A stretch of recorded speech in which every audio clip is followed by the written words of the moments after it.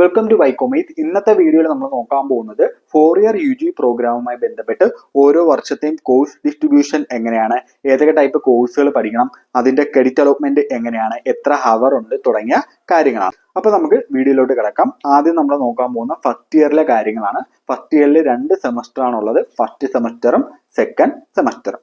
First സെമസ്റ്ററിൽ നിങ്ങൾ മൊത്തം 6 കോഴ്സുകളാണ് പഠിക്കേണ്ടത്, അതായത് 6 സബ്ജക്റ്റുകളാണ് പഠിക്കേണ്ടത്. 3 എണ്ണം DSC, 2 എണ്ണം AEC, 1 എണ്ണം MDC. അപ്പൊ ഈ DSC എന്താണ്, AEC എന്താണ്, MDC എന്താണെന്നൊക്കെ നമ്മൾ കഴിഞ്ഞ വീഡിയോസിൽ പറഞ്ഞിട്ടുണ്ട്. അപ്പം നിങ്ങൾ ആ വീഡിയോ കണ്ടിട്ടില്ല എന്നുണ്ടെങ്കിൽ ആ വീഡിയോ കണ്ട ശേഷം ഈ വീഡിയോ കാണുക. ഇല്ലെങ്കിൽ നിങ്ങൾക്ക് എന്ത് ചെയ്യും, നല്ല രീതിയിൽ മനസ്സിലാക്കാനായിട്ട് സാധിക്കില്ല. ഓക്കെ, അപ്പൊ നമുക്ക് 3 DSC പഠിക്കണം, 2 AEC പഠിക്കണം, 1 MDC പഠിക്കണം. അങ്ങനെ മൊത്തം 6 കോഴ്സുകളാണ് പഠിക്കേണ്ടത്. ഓക്കെ, ഇതില് DSC 1 എന്ന് പറയുന്ന നിങ്ങളുടെ പേരന്റ് ഡിപ്പാർട്ട്മെന്റിൽ നിന്ന് അല്ലെങ്കിൽ പേരന്റ് ഡിസിപ്ലിനിൽ നിന്നാണ് നിങ്ങൾ പഠിക്കേണ്ടത്. ഇപ്പൊ നിങ്ങൾ കൊമേഴ്സിലാണ് അഡ്മിഷൻ എടുക്കുന്നതെങ്കിൽ നിങ്ങൾ എന്ത് ചെയ്യണം, DSC 1 കൊമേഴ്സിന്റെ സബ്ജക്റ്റ് ആയിരിക്കും എടുക്കേണ്ടത്. അതായത് ഇപ്പം അക്കൗണ്ടിങ് സ്റ്റാൻഡേർഡ് ആയിരിക്കും നിങ്ങൾ എടുക്കേണ്ടത്. ഇനി DSC 2ഉം 3ഉം നിങ്ങൾ മറ്റ് ഡിപ്പാർട്ട്മെന്റിൽ നിന്ന് വേണം എടുക്കാൻ. ഓക്കെ, അതായത് ഇപ്പൊ നിങ്ങൾ ഒരു കൊമേഴ്സ് സ്റ്റുഡന്റ് ആണെങ്കിൽ DSC 1 എന്ന് പറയുന്ന കൊമേഴ്സിന്റെ സബ്ജക്റ്റ് ആയിരിക്കും ഇപ്പൊ അക്കൗണ്ടിങ് സ്റ്റാൻഡേർഡ്. DSC 2ഉം 3ഉം നിങ്ങൾക്ക് തീരുമാനിക്കാം, അത് സ്വന്തം ഡിപ്പാർട്ട്മെന്റിൽ നിന്ന് എടുക്കാൻ പറ്റില്ല, വേറെ ഡിപ്പാർട്ട്മെന്റിൽ നിന്ന് വേണം എടുക്കാൻ. ഇപ്പൊ DSC 2ഉം 3ഉം നിങ്ങൾ എന്ത് ചെയ്യാണ്, മാനേജ്മെന്റിൽ നിന്ന് എടുക്കുകയാണ്. അല്ലെങ്കിൽ DSC 2 മാനേജ്മെന്റിൽ നിന്ന് DSC 3 എന്ത് ചെയ്യുന്നു, എക്കണോമിക്സിൽ നിന്ന് എടുക്കുകയാണ്. ഓക്കെ, ഈ രീതിയിൽ വേണം ആ കോഴ്സുകൾ എടുക്കാൻ. അപ്പൊ ഇതിന്റെ ഒരു അഡ്വാൻറ്റേജ് എന്താണെന്ന് ചോദിച്ചാൽ, ഇപ്പൊ എക്കണോമെട്രിക്സ് വളരെ സ്കോപ്പ് ഉള്ള ഒരു ഏരിയ ആണ്. അപ്പൊ അവിടെ എന്ത് ചെയ്യുന്നു, നിങ്ങളുടെ മേജർ എക്കണോമിക്സ് ആയിരിക്കും, അതായത് നിങ്ങൾ അഡ്മിഷൻ എടുക്കുന്ന എക്കണോമിക്സിലായിരിക്കും. DSC 2 എന്ത് ചെയ്യുന്നു, സ്റ്റാറ്റിസ്റ്റിക്സിൽ എടുക്കുന്നു. DSC 3 മാത്തമാറ്റിക്സിൽ എടുക്കുന്നു. അപ്പം എന്താവുന്നു, എക്കണോമെട്രിക്സിന്റെ സബ്ജക്റ്റുകൾ ആവുന്നു.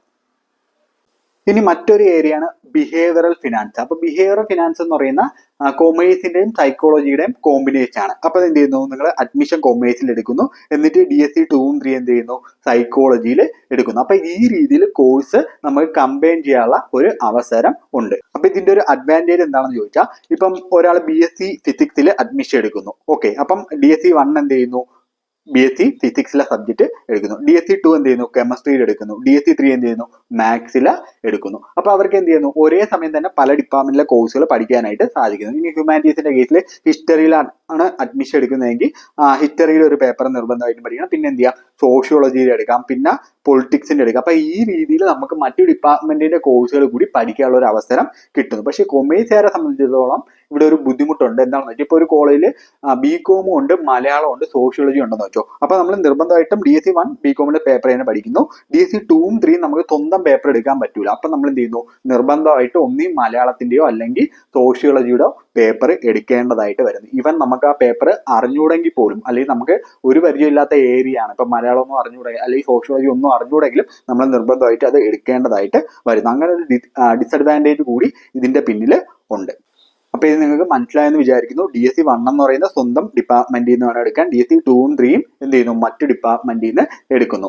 2ഉം 3ഉം ഒറ്റ ഡിപ്പാർട്ട്മെന്റിൽ നിന്ന് എടുക്കാം, അല്ലെങ്കിൽ 2 ഒരു ഡിപ്പാർട്ട്മെന്റിൽ നിന്ന് 3 മറ്റൊരു ഡിപ്പാർട്ട്മെന്റിൽ നിന്ന് എടുക്കാം. ആ രീതിയിൽ ചെയ്യാം. പക്ഷെ നമ്മുടെ സ്വന്തം ഡിപ്പാർട്ട്മെന്റിൽ നിന്ന് എടുക്കാനായിട്ട് സാധിക്കൂല. ഓക്കെ, അത്രയാണ് DSC. അടുത്ത AEC. AEC 1ഉം 2ഉം. AEC 1 എന്ന് പറയുന്ന ഇംഗ്ലീഷ് ആണ്. AEC 2 എന്ന് പറയുന്ന അതർ ലാംഗ്വേജ്, മലയാളമോ ഹിന്ദിയോ ഫോറിൻ ലാംഗ്വേജ് നമുക്ക് എടുക്കാവുന്നതാണ്. പിന്നെ ഒരു MDC, multi disciplinary course. Multi disciplinary course നമ്മുടെ സ്വന്തം ഡിപ്പാർട്ട്മെന്റിൽ നിന്ന് അല്ലാതെ മറ്റു ഡിപ്പാർട്ട്മെന്റിന്റെ കോഴ്സുകൾ നമ്മൾ എടുത്ത് പഠിക്കുന്നതാണ് MDC. മറ്റു ഡിപ്പാർട്ട്മെന്റിന്റെ MDCs നമ്മൾ എന്ത് ചെയ്യുന്നു, എടുത്ത് പഠിക്കുന്നു. ഓക്കെ, ഇതാണ് ആ 6 സബ്ജക്റ്റ്. അങ്ങനെ 6 സബ്ജക്റ്റിന് മൊത്തം എത്ര ക്രെഡിറ്റ്, 21 ക്രെഡിറ്റ് അല്ലേ. ഇവിടെ 3 DSC ഉണ്ട്. DSCക്ക് ഒരു സബ്ജക്റ്റിന് 4 ക്രെഡിറ്റ് ആണ്. അപ്പൊ 4 × 3 12. ഇനി AEC 2 എണ്ണം ഉണ്ട്, 3 ക്രെഡിറ്റ് ആണ്. അപ്പൊ 3 × 2 6. അപ്പം 12ഉം 6ഉം 18. പിന്നെ MDCക്ക് അങ്ങനെ മൊത്തം 21 ക്രെഡിറ്റ്. ഇവിടെ ഹവർ നോക്കണമെങ്കിൽ ടോട്ടൽ 23 ഹവർ ആണ് പഠിക്കാനായിട്ട് ഉള്ളത്. അപ്പൊ നിങ്ങൾക്ക് ഒരു കൺഫ്യൂഷൻ തോന്നും.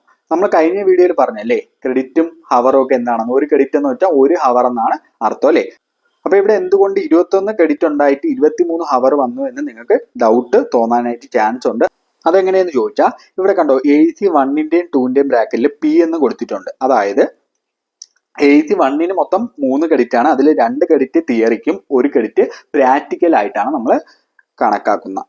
82ന്റെ കേസിലും അങ്ങനെ തന്നെ 2 ക്രെഡിറ്റ് തിയറിക്കും 1 ക്രെഡിറ്റ് പ്രാക്ടിക്കൽ ആയിട്ടാണ് നമ്മൾ കണക്കാക്കുന്നത്. ഓക്കെ, അപ്പൊ തിയറി 2 ക്രെഡിറ്റ് 2 അവർ, പ്രാക്ടിക്കൽ 1 ക്രെഡിറ്റ് 1 ക്രെഡിറ്റിന് 2 അവർ, അങ്ങനെ മൊത്തം എത്ര 4 അവർ അല്ലേ. AEC 1ന് 4 അവർ, AEC 2ന് 4 അവർ. അപ്പം ഇവിടെ DSCയുടെ കേസിൽ 4 ക്രെഡിറ്റിന് 4 അവർ, അപ്പൊ 4 × 3 ഉണ്ട് 3 12. ഓക്കെ, AECക്ക് 2 സബ്ജക്റ്റ് ഉണ്ട്, 2 × 4 അവർ, 2 × 4 8, അപ്പൊ 12ഉം 8 എത്രയായി 20 അവറായി. പിന്നെ MDCക്ക് 3 അവർ, അങ്ങനെ എത്ര 23 അവർ. ഓക്കെ, ഇത്രയാണ് ഫസ്റ്റ് സെമ്മിൽ ഉള്ളത്. ഇനി സെക്കൻഡ് സെമ്മിലും ഇങ്ങനെ തന്നെയാണ്. DSC 3 ഉണ്ട്, അതിൽ ആദ്യത്തേത് നമ്മുടെ സ്വന്തം ഡിപ്പാർട്ട്മെന്റിൽ നിന്ന് തന്നെ എടുക്കണം, ബാക്കി 2 നമുക്ക് ചൂസ് ചെയ്യാം. പിന്നെ AEC 2 ഉണ്ട്, 1 ഇംഗ്ലീഷ് 1 അതർ ലാംഗ്വേജും, പിന്നെ ഒരു MDC പഠിക്കണം. അങ്ങനെ 6 കോഴ്സുകളാണ് പഠിക്കേണ്ടത്, 21 ക്രെഡിറ്റ് 23 അവർ.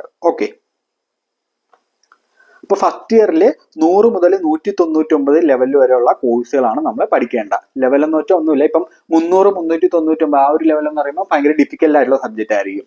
100 199 എന്ന് പറയുന്നത് സിമ്പിൾ ആയിട്ടുള്ള സബ്ജക്റ്റ് ആയിരിക്കും. അതാണ് ലെവൽ കൊണ്ട് ഉദ്ദേശിക്കുന്നത്. ഓക്കെ, പിന്നെ പറയുന്ന DSC A എന്ന് പറയുന്ന നമ്മുടെ പേരന്റ് ഡിപ്പാർട്ട്മെന്റിൽ നിന്നായിരിക്കും നമ്മൾ എടുക്കുന്നത്. DSC A1 A2 കമ്പൽസറി ആണ്. അതായത് ഇവിടെ കണ്ടോ റെഡ് ലെറ്ററിൽ കൊടുത്തേക്കുന്ന ഇത് രണ്ടും നമ്മുടെ സ്വന്തം ഡിപ്പാർട്ട്മെന്റിൽ നിന്ന് തന്നെ എടുക്കണം, അത് കമ്പൽസറി ആണ്. ഓക്കെ, DSC A എന്ന് പറയുന്നത് നമ്മുടെ മേജർ സബ്ജക്റ്റ് ആണ്, ബാക്കിയുള്ളത് നമുക്ക് എന്ത് ചെയ്യാം ചൂസ് ചെയ്യാം. അതായത് ഇപ്പം കൊമേഴ്സ് സ്റ്റുഡന്റ് ആണെങ്കിൽ നിങ്ങളുടെ മേജർ എന്ന് പറയുന്നത് ഏതാണ് A1 A2. ഓക്കെ, ഇവിടെ നിങ്ങളുടെ കൊമേഴ്സിന്റെ സബ്ജക്റ്റ് ആണ് നിങ്ങളുടെ മേജർ എന്ന് പറയുന്നത്, ബാക്കി നിങ്ങൾ ചൂസ് ചെയ്യുന്ന സബ്ജക്റ്റുകൾ എന്താണ് നിങ്ങളുടെ മൈനർ ആണ്. അപ്പൊ ആ മേജർ മൈനർ ക്ലാസിഫിക്കേഷൻ വരുന്ന ഇതാണ്. ഇപ്പൊ ഇവിടെ നിങ്ങളുടെ മേജർ കൊമേഴ്സ് ആണ്, മൈനർ എന്ത് ചെയ്യുന്നു, ഇപ്പൊ നിങ്ങൾ മാനേജ്മെന്റ് എക്കണോമിക്സ് ആണ് എടുക്കുന്നതെങ്കിൽ അവിടെ നിങ്ങളുടെ മൈനർ ഏതാണ് മാനേജ്മെന്റും എക്കണോമിക്സും. കൊമേഴ്സ് മേജർ, മാനേജ്മെന്റും എക്കണോമിക്സും മൈനർ ആയിട്ട് വരും.